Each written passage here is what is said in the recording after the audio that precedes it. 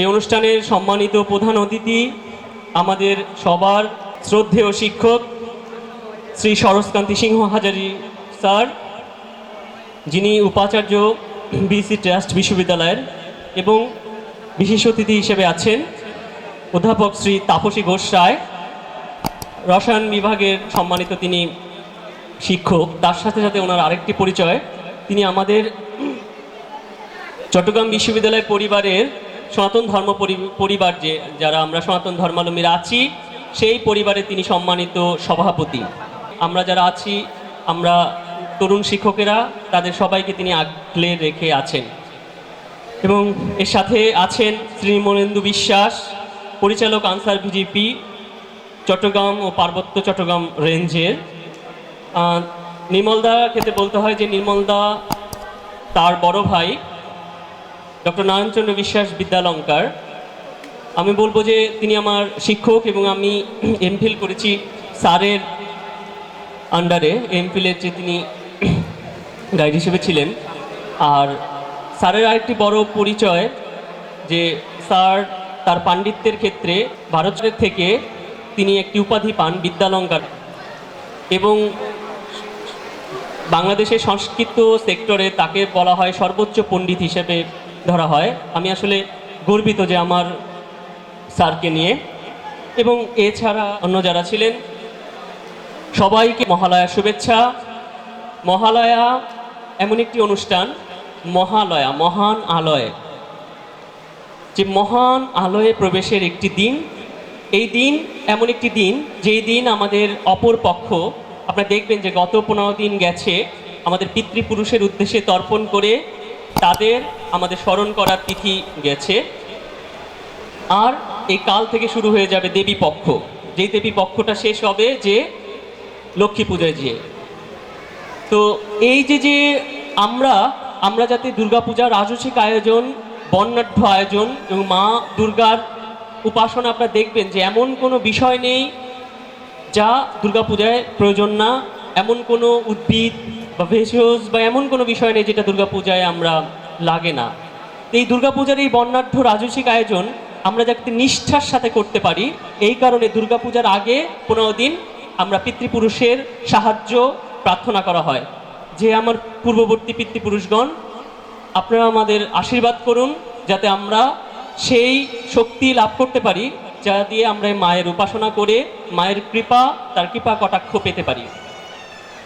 দুর্গাপূজা সাথে আজকের যে বিষয় ছিল যে দুর্গাপূজা বাঙালি সংস্কৃতিতে দুর্গাপূজার যে প্রেরণা, আমরা বলবো যে বাঙালি সংস্কৃতির সাথে অঙ্গাঙ্গিকভাবে জড়িত হয়েছে দুর্গাপূজা, শারদীয় দুর্গোৎসব। এবং দুর্গাপূজা আসার সাথে সাথে, হেমন্ত আসার সাথে সাথে, এই শরৎকাল আসার সাথে সাথে আমাদের মনের মধ্যে এক অন্য রকমের একটি রং লাগে, যে আমরা সবার মাঝে একটি অন্য রকমের ভালোবাসা, ভালো লাগা কাজ করে। এবং সেই ভালোবাসা, ভালো লাগা কাজ করার কারণ যে মা আসছেন। মা, আমরা বলি আসছেন, কিন্তু মার আসলে আসা যাওয়ার কোনো বিষয় নেই, কারণ তিনি সর্বত্রই আছেন। চণ্ডীর মধ্যে বলা আছেন যে আমি সর্বস্থানে, তিনি বলছেন একই বাহাম জগতত্র দ্বিতীয়াকা মামা পড়া, অর্থাৎ আমি ছাড়া এই জগতে আর কি বা আছে, অর্থাৎ আমি ছাড়া আর কিছুই নেই, তিনি সর্বত্র তিনি বিরাজ করেন। তো সেই আসা এবং যাওয়ার যে কল্পনা, সেটা আমাদের সন্তানের কল্পনা। আমরা বিশেষ সময় আমরা প্রতিদিনই মাকে স্মরণ করতে হবে, তার উপাসনা করতে হবে। আমরা ঘর থেকে যখন বের হই, দুর্গা দুর্গা বলে বের হই। আমাদের সর্বত্রই যে সেই দুর্গা মায়ের বলা হয়েছে, মা দুর্গার এই দুর্গতি নাসিনী দুর্গা নামের, আপনারা দেখবেন যে অভিধান, সংস্কৃত অভিধানে, শব্দকল্পদ্রুম অভিধানে দেখবেন যে তার নামের প্রত্যেকটি বর্ণ এক একটি আসরিক শক্তি, আসরিক ভাব, এবং আমাদের সমস্ত কিছুকে নাশ করার জন্য তার নামের প্রত্যেকটি বর্ণ। আমাদের বিশ্বাস যে দুর্গাপূজা পরবর্তী পৌরাণিক, এর কোনো বৈদিক রুট নেই। বেদের মধ্যে অনেকেই আমরা কথায় কথায় বলি যে বেদের মধ্যে দুর্গাপূজা টুজা কিছু নেই। আপনি লক্ষ্য করেন যে একটা শব্দের প্রতিশব্দ কখন থাকে 44টা, যখন সেই শব্দ সবচেয়ে বেশি প্রচলিত থাকে মানুষের মধ্যে।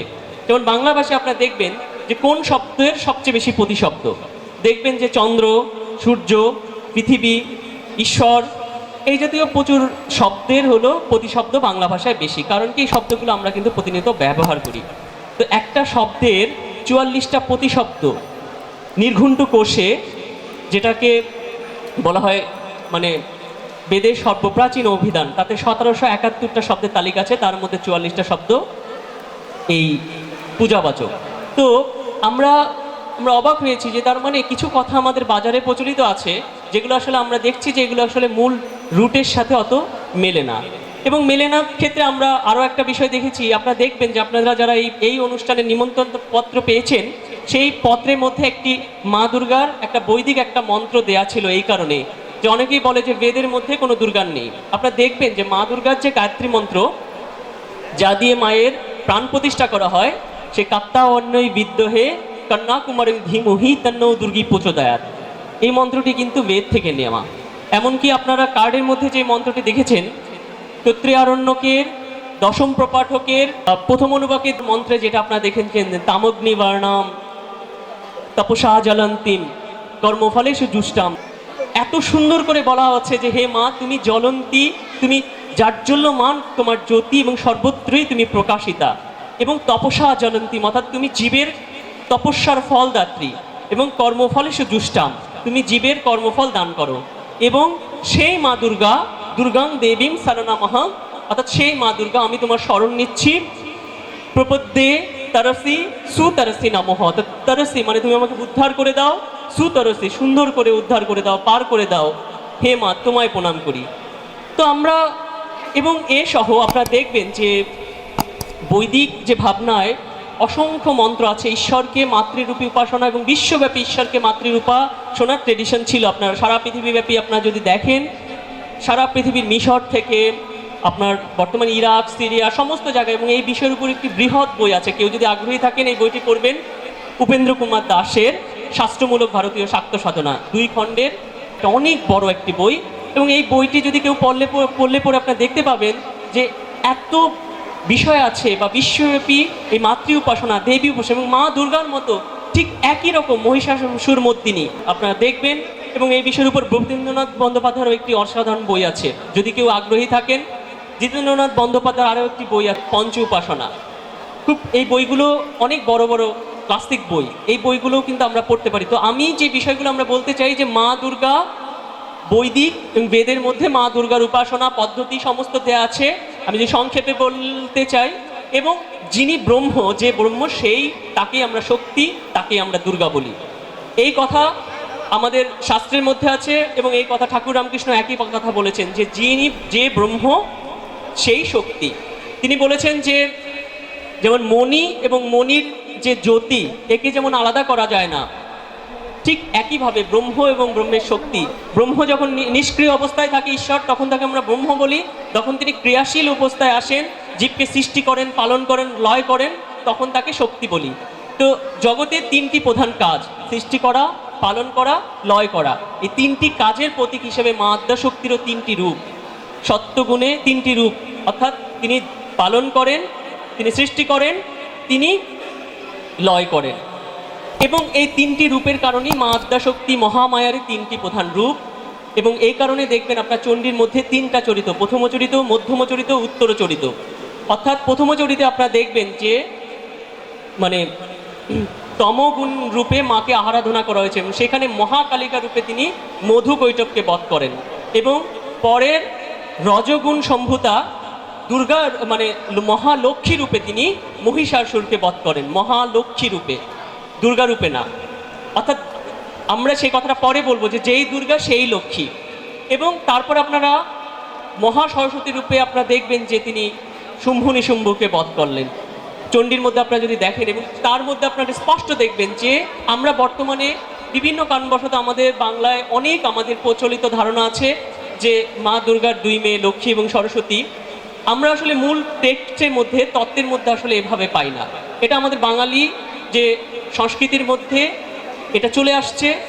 আমি এটা নিয়ে খোঁজা শুরু করলাম যে কেন বাঙালিরাই শুধু মানে যেখানে যেই লক্ষ্মী সেই সরস্বতী সেই কালী, মা আদ্যাশক্তির প্রধান রূপ এই 3টি, মহাসরস্বতী, মহালক্ষ্মী, মহাকালিকা। এবং এছাড়া তার আরও রূপ আছে, অর্থাৎ অষ্টনায়িকা, দশমহাবিদ্যা, নবদুর্গা, বিভিন্ন রূপ মায়ের আছে। এই যে মা আদ্যাশক্তির যে এর মধ্যে যে প্রধান এই রূপই হলো এই 3টি রূপ। তো এই তিনটি রূপ, মায়ের তিনটি রূপ, যেই লক্ষ্মী সেই সরস্বতী সেই কিন্তু দুর্গা, কিন্তু আমরা এটা ভুল বুঝি। আপনারা একটা বাস্তব উদাহরণ দেখবেন যে দুর্গা পূজার মন্ত্রের মধ্যে বলা আছে যে আপনার দুর্গা দক্ষযজ্ঞ বিনাশন্যই মহাঘোরা ওই যোগিনী কোটি পরিবৃত্তায় ওই ভদ্রাকল্যই নমো নমঃ। এবং আপনারা একইভাবে মা সরস্বতীর পুষ্পাঞ্জলি মন্ত্রের মধ্যে দেখবেন বলা হয়েছে যে ভদ্রাকল্যই নমো নিত্যাং, সরস্বতীর যে পুষ্পাঞ্জলি সেখানেও মা সরস্বতীকে ভদ্রাকালী বলা হয়েছে। এবং মা লক্ষ্মীর মন্ত্রের মধ্যেও দেখবেন যে তাকেও ভদ্রাকালী বলা হয়েছে। অর্থাৎ ভদ্র মানে কল্যাণময়ী, কালী মানে কালকে যিনি পালন করেন। অর্থাৎ তার মানে মা কালী তো কালী আছেনই, দুর্গাকেও কালী বলা হয়েছে, সরস্বতীকেও কালী বলা হচ্ছে, দুর্গা লক্ষ্মীকেও কালী বলা হচ্ছে। অর্থাৎ সবাইকে, তার মানে যে সবাই কালী কিভাবে হয়, কারণ সবাই আদতে এক। এবং এই কথাটাই চণ্ডীর মধ্যে বলা হচ্ছে যে আমি এক এবং একই আমার বিভিন্ন রূপের প্রকাশ, একই বাহম দ্বিতীয়াকা মমা পরা। চণ্ডীর মধ্যে বলা আছে যে আমরা চাচ্ছি যে সেই মা দুর্গা সম্পর্কে যেন আমরা জানতে পারি আমাদের যে, এবং এর জন্য আমাদের অনুরোধ থাকবে আপনারা মা দুর্গার যে প্রধান গ্রন্থ শ্রী চণ্ডী এবং দেবী ভাগবত, দেবী পুরাণ, কালিকা পুরাণ, মহাপুরাণ এবং মহানির্বাণতন্ত্র, এই বইগুলো আপনারা যখন ভালো করে পড়বেন, দেবীতত্ত্ব সম্পর্কে আপনারা খুব ভালো করে বিষয়গুলো বুঝতে পারবেন। এবং আমার অনুরোধ থাকবে যে আপনারা বিষয়গুলো আপনারা পড়বেন। আর আমরা বিশ্বব্যাপী দুর্গাপূজা প্রচলিত ছিল বিভিন্নভাবে সারা ভারতবর্ষে, এবং এই আপনার দুর্গাপূজা উপলক্ষে আমরা অনেকেই একটা কথা প্রতিনিয়ত বলি যে এই দুর্গাপূজা শুধু বাঙালিদের দুর্গাপূজা, অন্যরা কেউ দুর্গাপূজা করে না। না, দুর্গাপূজা সারা ভারতবর্ষ, সারা পৃথিবীর যেখানে হিন্দুরা আছে তারাই করে, শুধু এটার ফরম্যাটটা আলাদা আছে। কেউ এটা পঞ্চমী থেকে করে, কেউ ষষ্ঠী থেকে করে, কেউ সপ্তমী থেকে করে, কেউ আবার এই কৃষ্ণ চতুর্দশী থেকে এই 14-15 দিন ব্যাপী করে, কেউ আবার এই মহালয়ার দিন বা মহালয়ার প্রতিপদ থেকে পূজা করে, অথবা কেউ অষ্টমী নবমীর দিন করে। সারা ভারতবর্ষ অষ্টমী, নবমী এবং দশমী এই তিনটি দিন সারা ভারতবর্ষে প্রত্যেকটি জায়গায় পূজা। যেমন গুজরাটে আপনারা দেখবেন যে নবরাত্রি বলা হয়, তারা এই প্রতিপদ থেকে কালকে থেকে শুরু করবে এই দশমী পর্যন্ত, দশেরা পর্যন্ত প্রত্যেক দিন মা দুর্গার এই স্কন্ধমাতা কালরাত্রি বিভিন্ন রূপে পূজা হবে। এবং এবং কর্ণাটকে আপনারা দেখবেন চামুন্ডা ফেস্টিভ্যাল, ওখানে অষ্টমী নবমীতে পূজা হয়। আমরা বাঙালিরা ষষ্ঠাদিকল্প বলা হয়েছে, ষষ্ঠীর দিনে আমাদের বোধন হয়ে আমরা ষষ্ঠী থেকে পূজা করি। নেপালে হয় হলো পঞ্চমী থেকে। তার মানে বিশ্বব্যাপী এভাবে প্রচলিত। তো দুর্গাপূজা শুধু বাঙালির উৎসব না, তবে বাঙালির জীবনে দুর্গাপূজা অন্যভাবে আসছে, বাঙালি সংস্কৃতির সাথে অঙ্গাঙ্গিকভাবে জড়িত হয়ে।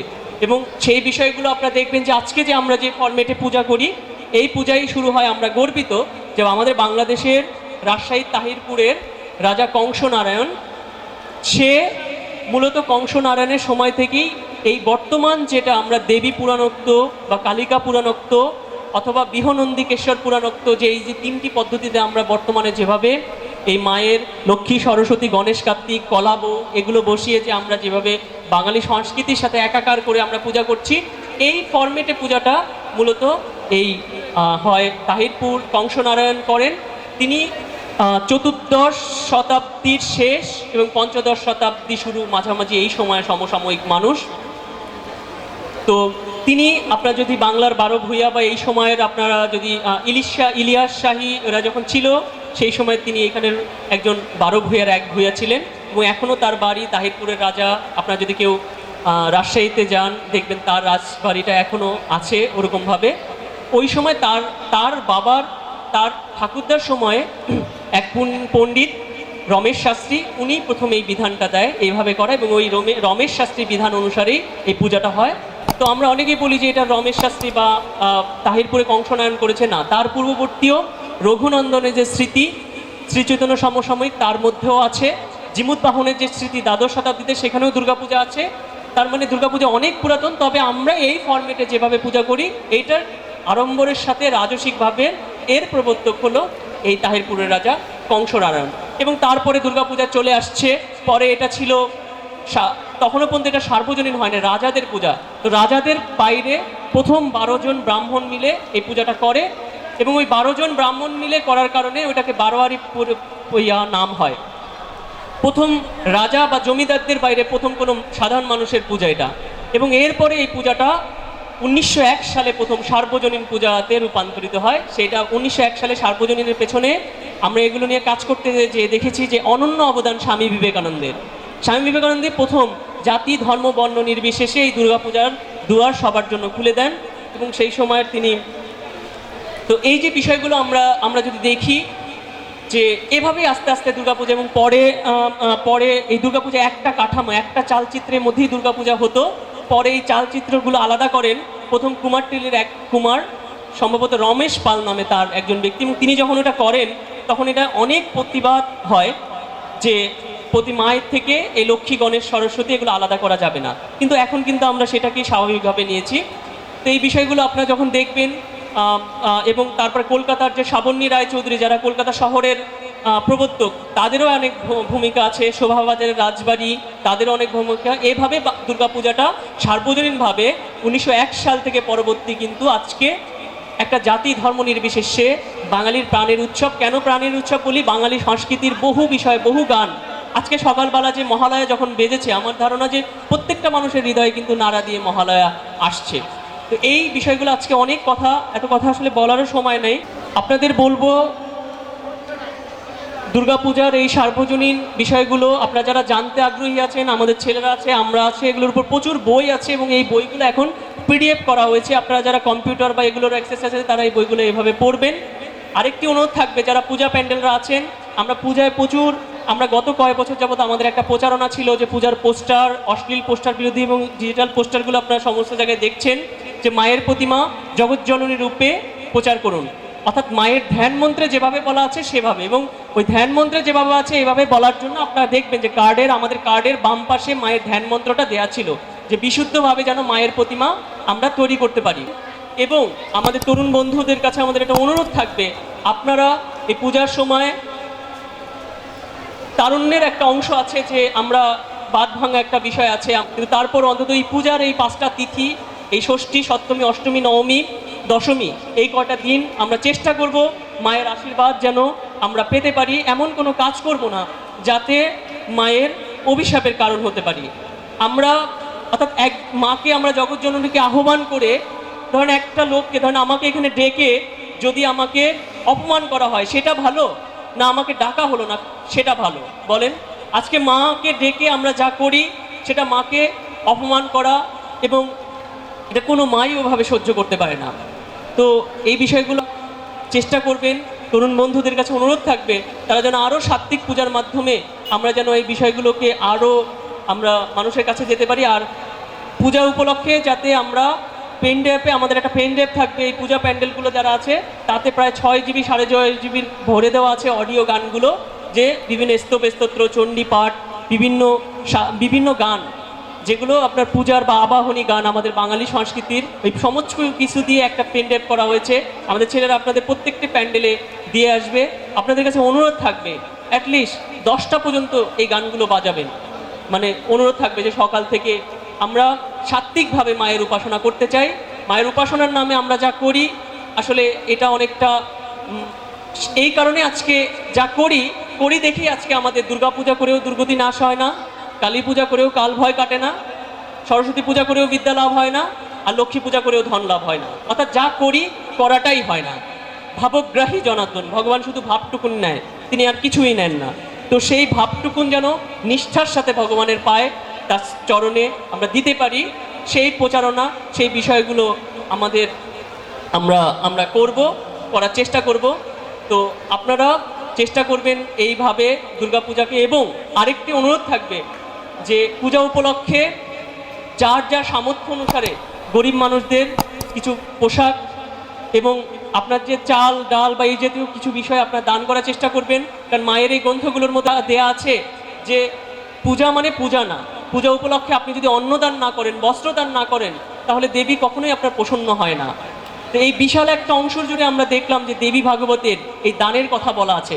আশেপাশে গরিব যারা আছে, এই পূজা উপলক্ষে আমার সাধ্য অনুসারে আমরা সবাইকে পূজা উপলক্ষে কাউকে কাপড় দেব, কাউকে চাল বা এরকম এগুলো দিব। কারণ এগুলোতেই আমার মনে হয়েছে যে আমরা লাইটিং টাইটিংয়ে করার খরচের চাইতে এগুলোতেই মা অনেক বেশি প্রসন্ন হবে আমাদের প্রতি। আর সনাতন বিদ্যার্থী সংসদ এই প্রোগ্রামটা ঢাকা বিশ্ববিদ্যালয় থেকে শুরু হয় এবং সংগঠনটা 2010 সালে ঢাকা বিশ্ববিদ্যালয়ে তৈরি হয়। আজকে বাংলাদেশে প্রায় সব বিশ্ববিদ্যালয়ে 29টা বিশ্ববিদ্যালয়ে 10টা মেডিকেলে ইঞ্জিনিয়ারিং কলেজ সমস্ত জায়গায় সনাতন বিদ্যার্থী সংসদের শাখা আছে। আমরা চেষ্টা করেছি এটা ঢাকা বিশ্ববিদ্যালয় জগন্নাথ হল থেকেই শুরু হয়। তো আমরা চাই কুসংস্কার মুক্তভাবে, মৌলবাদ মুক্তভাবে আমরা আমাদের ধর্মকে পালন করব এবং এই বাঙালি, এই বাংলাদেশ, আমাদের যে 71-এর যে চেতনা, এই সমস্ত কিছুকে যেন আমরা ধারণ করতে পারি। তো সবার কল্যাণ হোক। আমি দুর্গাপূজার অগ্রিম শুভেচ্ছা জানিয়ে সবার মঙ্গল কামনা করে আমি শেষ করছি। সবার কল্যাণ হোক। ওম শান্তি শান্তি শান্তি।